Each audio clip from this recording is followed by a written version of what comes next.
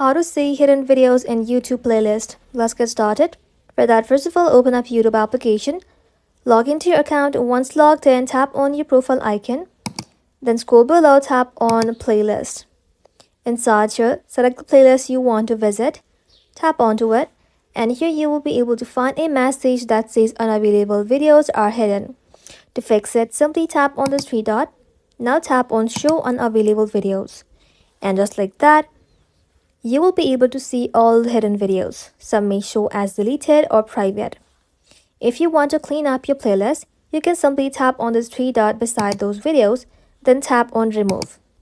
Now, here's something important.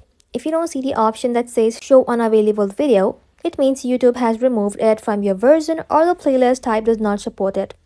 This usually happens with auto-generated playlists or recent app updates. In that case, you won't be able to view those hidden videos.